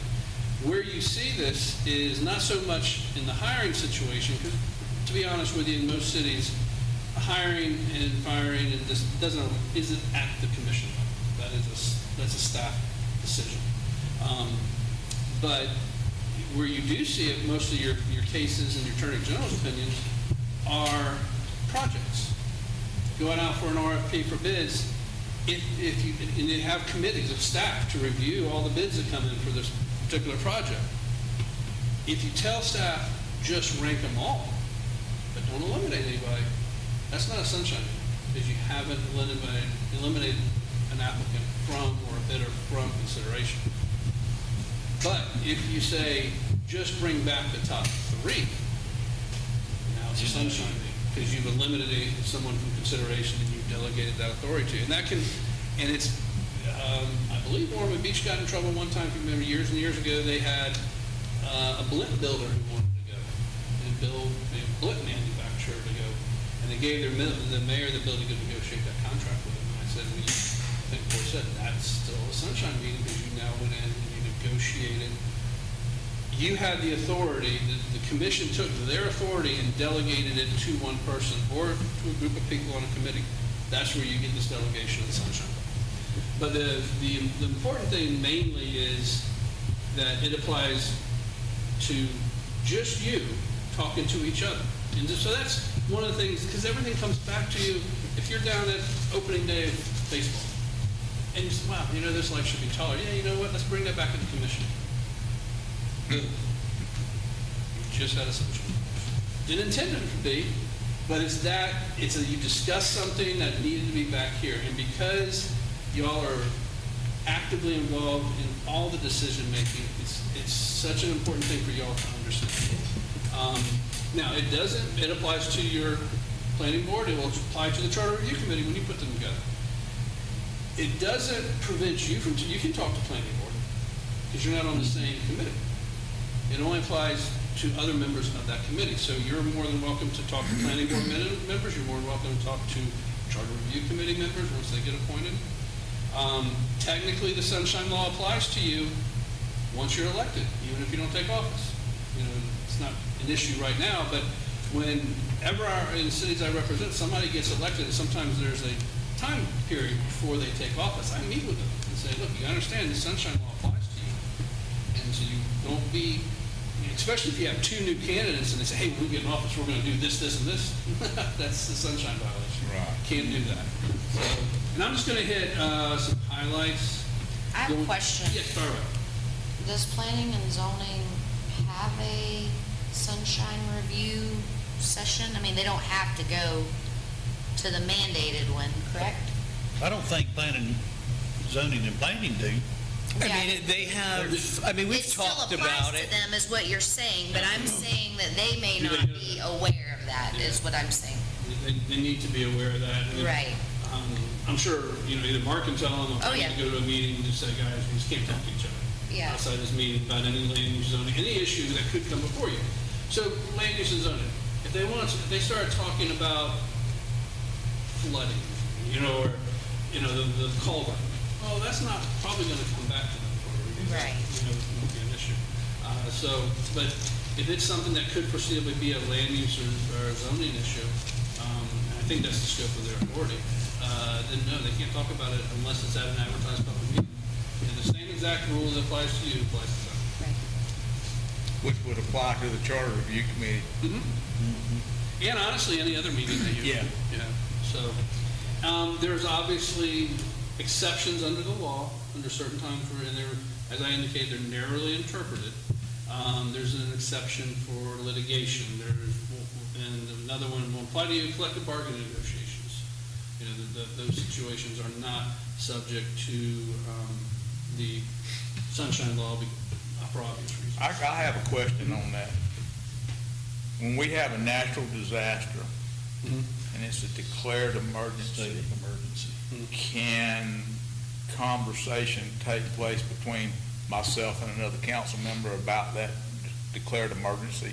There is not an exception for that. Okay, so the answer to that is no. No. It's either there's an exception or not.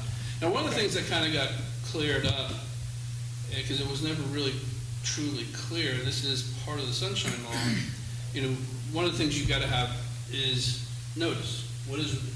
There's really not a certain amount of advance notice that you have to give. It has to be reasonable notice. The Attorney General has said they suggest at least 24 hours. I know your charter says 3. I think your charter says 3 hours. And we just had that come up in we did a really short notice on something y'all did on a Saturday to buy something, like a lawnmower Deck. thing, deck. And, you know, they kind of look at it from the standpoint of how important is the issue you're talking about. And then the more notice, what is the public importance to it? And then the more important it is to the public, the more notice you need to get. But my advice is always strive for 24 hours notice. One of the things that some people don't realize, or may not realize, you don't have to have an agenda. It's good to have one. Law doesn't require it. You're not tied to an agenda. The law said once you have a properly advertised meeting, y'all can discuss and take action on anything you want from a sunshine law perspective. Now, there may be issues, like you couldn't say, well, let's just go ahead and rezone a piece of property, because there are specific notice requirements under the law, separate and apart from the sunshine law, for adoption of an ordinance. And so you still have to comply with those things. So you would have a different issue. You wouldn't have a sunshine law issue, you would have a different issue. But you're not required to have an agenda. And the notice has to be reasonable. We talked about the public technically doesn't have a right to comment, but under the sunshine law, state law, they do. If it's not, the word's not substantive, I can't think of the type of word they use, but it's something other than a ministerial type action that, you're doing. They have a right to speak on it. When you vote, technically, this isn't a sunshine issue, technically you are obligated to vote on every issue unless you have a conflict of interest. And we'll talk about ethics in a second, but the conflict of interest really deals monetarily. That's the main voting conflict of interest that you see. And it's either you, a family member, your employer, an agent, your principal, somebody either makes money or avoids loss. The word is pecuniary gain. So there's usually a financial aspect to it. When you vote, you can't do secret ballots on issues. If you want to write down your ballot, your vote on a piece of paper, it's got to have your name on it, and that becomes a public record, so the public knows how you voted. You can't do secret ballots. So now you don't have to do a roll call vote. You can do, how we all in favor, that's fine too. The law doesn't require roll call votes, but it's best to vote verbally, but if you are going to do, you want to kind of rank them, and I've seen that sometimes with cities, if they're picking one of three people to do something, and they're going to rank the three, and they rank them 1, 2, 3, and they tally that up, and they got to sign, put their name and sign it, and that all becomes a public record. So the public has the right to see how you vote. But my advice would be, don't do that, but legally you can. I'm trying to think if there's anything else. I'm not going to go through all the various exceptions to the public records, or to the sunshine law. Can y'all go to a public event together? Yes, you can. Even if you're going to an event hosted, it's an election type forum, y'all can still go together. I always tell people, try to stand apart, don't stand next to each other. But there are events, I've always jokingly said, the biggest sunshine law violation in the world, I don't know if they've ever been to it, it's the Florida League of Cities meeting, annual conference. Because you walk around, usually together, and there's all these vendors that have stuff to sell. And you tell me that they don't, we could really use it, yeah, that'd be good. That's just that is like, I ain't going in there, because I'm going this way. But it can impact you. You just got to be careful. And a lot of the sunshine law is perception, too. Sometimes people will accuse you of violating the sunshine law just because they see you talking outside of a meeting. And you could be talking about the weather, you could be talking about an upcoming sporting event, fishing, whatever, hunting, but they see two of you talking together. So that's something that you got to be cautious of the perception as well. Anybody got any other questions? I'm just kind of hitting the highlights of it. Basically, what I tell people, real quick summary, just don't talk about city business outside this meeting. Right. You know, not to each other, not indirectly through people, not through text messaging, not through email, not through smoke signals, whatever you want to do. You can't communicate with each other outside of this meeting, an advertised sunshine meeting about city business. And because in this particular city, y'all are so involved in city business, y'all can't talk about anything. Because it's all potentially going to come back to y'all about something. Buying a lawnmower, you know, table or deck, whatever it was. In most cities, that ain't never going to come to the commission. Right. Here it comes back to y'all, so you can't even talk about it. Ryan has a question. Yes. This is kind of maybe a weird one. So like, when we were talking about the Hagstrom Road drainage, we really wanted all the council to be able to put their eyes on that, but they all couldn't go out there because you'd be talking about town business. Do you have to have a public meeting in this chamber? Or could you call for a public meeting as a field trip on site somewhere? You could. You can do that. It's, I've done them. In Holly Hill, one time we did a field trip up and down Ridgewood, so people, or not Ridgewood, Riverside Drive, just so people could talk about the property work. But you had to have transportation available for the public. And you couldn't, and if you had two buses, you could not let them talk to each other on the bus because residents or the public in another bus couldn't hear them. So you could drive together, you reconvene, and you had the public that could hear it. So could you call a meeting out there at the site? Yes, you could. You just have to have the microphones, it has to be advertised there, and you don't have to hold the meeting here. Now, one of the things you do have to be conscious of, and it clearly hasn't ever been a situation in the brief time I've been here, is if you ever had a really, really controversial issue, and you couldn't bring everybody in seating, and there were people outside, you'd have to try to accommodate them, like put a speaker out there, something, because, you know, the sunshine, it would basically be a sunshine violation to have a very hot topic issue in a very small room where the public really could not participate. So you got to kind of accommodate that issue. That's never been an issue remotely close here that I've seen. I'm not sure. But I think if we ever fill this room up here, Yeah. they're gonna be lynching on my It's going to be bad. Yeah. I don't think we're gonna do nothing quite that bad. Hope not, anyway. Yeah. So, yeah, I mean, I can now touch, is there anything else you want me to touch on down there? No, okay.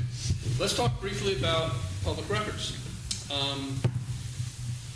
The most important thing to understand, a couple things really important. One is the public record is based on the substance of the communication, not the owner of the device it's on. And what I mean by that is if somebody emails you on your personal email something that's about city business, not your city email, your personal email, it's still a public record. You need to send it to staff so they keep record of it. If somebody texts you on your personal number, Facebook communication or on your personal Facebook, whatever, it's a public record. You get a personal letter sent to City Hall, not a public record. It's personal. You look at the substance of the communication, even though it was sent to you as maybe even addressed to you in your official position. If it's a personal issue, it's not a public record. Like if they send you a letter inviting you to Susie's birthday party, it's not public. Not public record, yeah. So that's probably the most important thing. Anything you get that's related to city business is a public record, and we have an official obligation to maintain that public record for a certain period of time. Actually, I just sent to your staff the retention record adopted by the state. So how long do we have to retain these things? And it's all set by the State Department of Library and Information Services. One of the things that people don't, a lot of times people think texting is talking. It's not. It's a public record. My first advice is do not text at all. Now, if you have a city issue phone, it's just really hard to keep track of that, is my understanding. If you have a city-issued phone, possibly, I don't know if we have it where we're able to maintain your text messages on a city-issued phone. But my advice is just don't text, because from a technological standpoint, a cost standpoint, it is difficult and expensive to maintain those records. If somebody sends you a text regarding something related to city business, screenshot it, email it to staff so they can put it in public records. Yeah, do we monitor their emails? So we automatically retain those? No. You don't do that? Currently, we don't, no. Okay.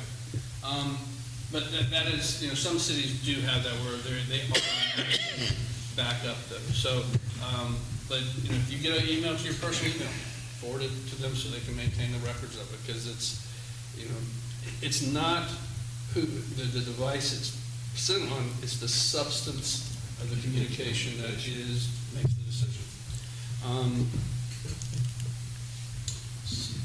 And actually, what I'm going to, I mentioned to you that Government Sunshine Law Manual. So I was trying to figure out the best way to put together a law outline. I went through the table of contents, and I just kind of highlighted some areas in it. I'm just kind of going through their table of comments, issue things that they address, and it's just kind of helpful to do that. And it's very, very helpful. Now, I will say that the Government Sunshine Law Manual is not your end-all of your research. It starts there, but they have been wrong. Because sometimes people understand they're the First Amendment Foundation, so they have a certain view when they look at some things. So there's been a couple times when they'll cite a case and they interpret a case, and I go read the case, and I was like, well, that's not what that case said. But as a general, it's a great source of information, and I use it a lot just as a starting point to see where to go, because it's really, really helpful. In terms of ethics, any questions about public records law? Okay. In terms of ethics, what I always advise elected officials is you can always ask me a question and get my opinion about something, but I say, look, it's better to get it from the horse's mouth. The Ethics Commission has a hotline, and they will answer your questions. I've tried to call on behalf of elected officials for cities I represent. They will not talk to me unless I send them something, a written authorization to talk to me. So by the time I do that, you could have called and got the answer. And a lot of the ethics is honestly kind of common sense, things that you wouldn't think of doing anyway. We talked a little bit about the voting conflict, but, don't misuse your position. Don't take gifts. You get into issues where, you can't be, I think one of the first meetings, we talked about the way our charter is written, you can't be an employee and elected official in the same city. That's in the Ethics Commission. You can't, misuse your position, but it's all like referencing to corruptly gain. You can't do business with your own city. Like if we're, buying something that one of you happen to have a business that produces it, that gets an issue if we start doing business with somebody that's on a commission. So those are all kind of issues you got to be careful with the ethics, but and they'll address voting conflicts. But I always tell everybody, all the elected officials I work for, this is what I think, but call the Ethics Commission. They have staff attorneys that will give you advice. And if you want it in writing, they may send you something in writing, but at least write down the date, the name. And I think the person will actually give you some type of reference number or something like that when you talk to them, and you just write down that reference number, who you talk to. And so I think they may record it or something like that. But it's a great source of information. I would highly recommend, there are probably some mandatory ethics obligations you all have to go through. I was going to ask, have you sat through the class? No. You should do that. Yeah, I may have sat through them a long time ago, but as the attorney side of it, they teach ethics on the attorney side. You get Chick-fil-A. What's that? You get Chick-fil-A. In the morning. Oh, do you? Okay. I've sat through municipal attorney ethics for those types of CLE stuff, and it's just stay cautious. I mean, I don't want to say be smart, but Like you say, you use common sense. use common sense, and if it doesn't feel right, it probably ain't It ain't right. You know, just, if you have to call me and ask if it's okay. It feels wrong. Probably not Probably okay. not. So, something I told you it wasn't okay, so, and it's, you know, the perception is sometimes more important than reality. You know, just the public's perception, and this has nothing really to do with what we've specifically talked about, but I've told all elected officials, even if staff would cut a regular citizen, like a little break on something, we can't to y'all. We have to hold you to a higher standard than we hold the public. And it's not fair, but as soon as we look like we're giving you favoritism or a break, all of a sudden, you're misusing your position for benefits and all this other stuff. And, you know, the example I sometimes use is on perception. You know, if you were walking out there and you saw the crew working, you say, you know, and you were mayor, you say, you know, it'd be nice if this was done a certain way. And you were mayor, they say, oh, that's a nice suggestion, and I just not ignore you. You go over there and you say the exact same thing as mayor, they're going to do it. Now, was your intent any different? No, probably What is their not. perception? Yes. It came from the mayor, or it came from someone who's just a regular citizen. So you got to be conscious of that perception. Another example, and I know there's some elected officials who never really like when I give this opinion, but it actually, in one of these seminars, someone finally validated what I've been saying for years. In some cities, I've had elected officials make public records requests. Officials say, I hereby make a public records request for these documents. I'm like, okay, but you're being charged. You know, well, I'm an elected official, I'm doing my job. Well, tell me where in the charter it says that's your job. Now, I've said if the commission delegates to you to look into an issue, that's different. They've asked you specifically to go do something. But you work as a collegial body, not one, you know, generally. No one person has the ability to in charge. We're not a commission form of government in the traditional sense where, you know, one of you would be in charge of public works, one would be in charge of the police, one would be in charge of Parks and Rec, where you're managing those, you're in essence department heads. That's a true commission form of government. Most cities, even the ones that think they're a commission form of government, they're not. They call themselves a commission, but they're not a commission form of government. They're a city manager form of government. You're not that. You're kind of a hybrid, kind of sort of in between a little bit, which we can discuss at another time, but you are kind of a hybrid issue here. But I heard that at a last seminar that everybody went to on these ethics, the attorney that was speaking said, you know, if you make a public records request, we have to treat you just like the public. So we can't give you public records for free and then turn around and charge the public this money for the same ones. And then, you know, when we charge, state law regulates that. We charge so much per copy, and then you're also allowed to charge if there is an extraordinary amount of services needed to respond to it. You can charge for the time for that. Usually cities set somewhere like around 15, 30 minutes as a reasonable amount of time to respond. Anything above that would be considered extraordinary. But otherwise, and I've had in cities where some elected officials would not trust the administrator or city manager. Because I tell them, look, just ask there's multiple ways to skin this cat if you want this information. You come in and you make something informal in writing, and you ask, say, pursuant to the Public Records Act, I want these documents, right, you're going under that act. If you go in and and one of the things you understand also with the public records, we don't answer questions. A lot of times the public will say, under the Public Records Act, please, you know, tell me this information, you know, answer this question. That's not the Public Records Act. The Public Records says, if we have records in our possession that aren't exempt, you can come and look at them. If you want a copy, we're going to charge you for a copy. We don't answer questions. You don't get, that doesn't, public records law does not mean you get to submit your questions to staff and they have to answer.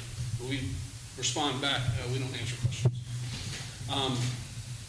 But as a commissioner, you could go and you could ask Ryan or everyone and say, instead of asking for the document, to say, answer this question. You know, I have a citizen who wants this. Instead of you getting the information to answer the question, you ask them to give you the answer with the backup documents so you can respond to the constituent. You're getting to the same point, you're just not triggering that public records law. But I've had city commissioners who do not trust the administrator. I'm not saying that's what's going on here. I'm not saying that at all. But in other cities, they do not. They want to go get the information themselves, and it was really to go after the administrator. It was to go, and that's why they're asking for it. They don't want it going through the administrator. I said, well, that's fine, but that's not in your job duties. So you can pay for the public records, and if that's what you want to do, fine. So, any questions? I mean, I know it's just, I'm hitting the 50,000 foot level, kind of glossing over it. I just want to touch on a couple things. And you can always ask me, here at a meeting, or call me, or email me if you have a question about something. Tonight's not the only night you get to ask a question about this. I think you wanted to hit on land use, zoning, annexation, things like that. Next conversation? Yeah. Okay. We'll put it on for the next meeting? Yes, because I'll incorporate some of the things that are currently ongoing at Tallahassee in that conversation.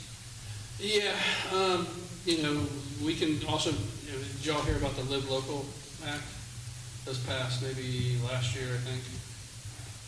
You ever hear about that? We can talk about that. That was basically what the legislature was to promote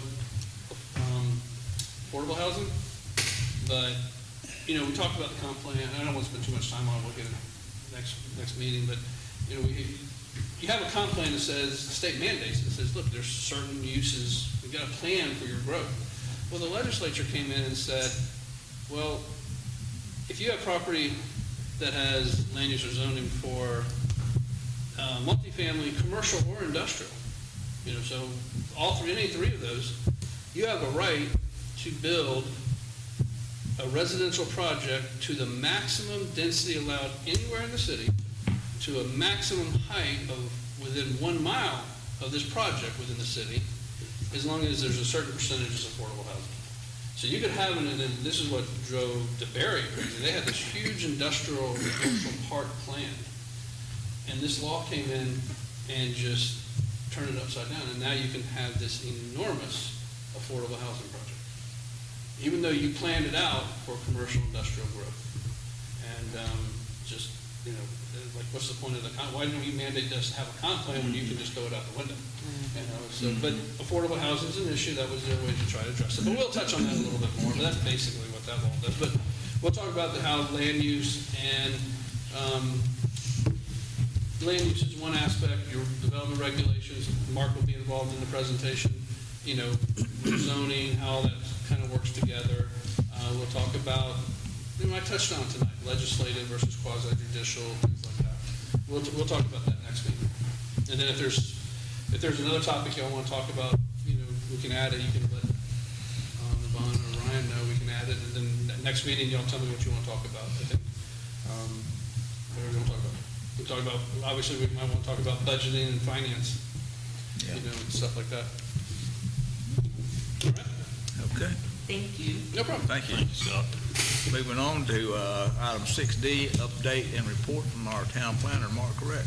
Okay, I'll be quick. March 25th, we had a planning commission meeting. They heard proposed regulations related to food trucks, so that will be coming to a meeting on your agenda fairly soon.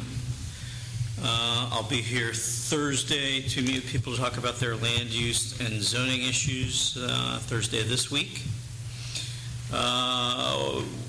New water plant. I think last time I was here, I told you there'd be testing the week after I was here. That is not what happened.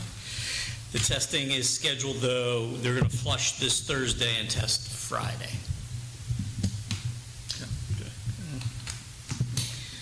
That's all I have to report. All right, moving on, 6E, updates and reports from staff. You guys have anything? Okay.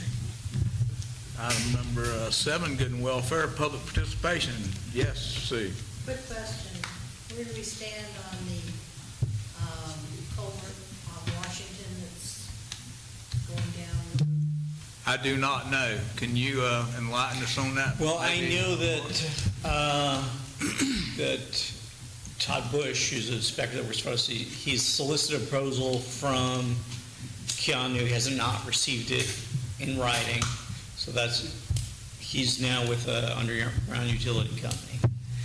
And he's soliciting one other proposal, and he'll bring those back to you guys. I hope we get something back pretty quick on that, because I've noticed that the asphalt is dipping in now on both sides of Washington there. Increasing. Yeah, it's, One other thing, for those that didn't know, did y'all know we had a near miss with a helicopter on Monday morning? I saw it. Just as that bank of fog moved over, of course, the airport was obliterated with the fog. A helicopter coming south had problems, mechanical problems. It sounded like it was coming apart, is what it sounded like. Cleared the trees by Tui Lake. We thought it was going to land in Tui Lake, but at the last minute, was able to turn around, and on that little piece of land that juts out into Tui Lake across from the Joneses, he put down. He did not crash. We were out there working, and my worker said, I think we're gonna have a problem. And we looked up, and he was coming down. He tried twice to go up, and finally on the second time, I guess he repaired enough and took off. But we almost had a close one. okay. Anybody else? All right, moving on to item 8, Pierson events. Pierson Saddle Club, number 6 Buckle Series, Poles and Barrels are going to take place on Saturday, April the 5th, 2025 at 11 a.m. The 20th anniversary Spring Frolic and Music and Dance Festival is going to take place at the Barberville Pioneer Settlement also on April the 5th through the 6th at starting at 9 a.m. The Pierson Methodist Cemetery cleanup will be at the intersection of East Washington Avenue and North Pine Street. Will take place on Saturday, April the 12th, 2025, from 9 to 11 a.m. We're going to have the Pierson Vendor Market. That's going to take place on Saturday, April the 19th, 2025, from 9 a.m. until 2 p.m. And I want to make everybody aware of the following meeting dates and schedules. Next regular council meetings will be Tuesday, April 15th, 2025 at 6:30 p.m. and on Tuesday, May the 6th at 6:30 p.m. There'll be a planning commission meeting on Tuesday, April the 22nd, 2025 at 6 p.m. And we have a workshop scheduled on the 4th of July items and the water rates and airport on Monday, April the 7th, and that's going to be at 4 p.m. Mr. Mayor, Yes, ma'am. there's also the old timers thing at the Lions Club. We got on this side. That is this Saturday. Oh, it's this Saturday? And what time is that going to be? Like maybe 10:30 to 1 or something Yeah, like that, probably so. normally when it is. Is everybody aware of that? Have the old timers dinner at the Lions Club this Saturday, right? Yes, yeah, this Saturday. It's coming Saturday. Anything else? Being no further business, we are adjourned.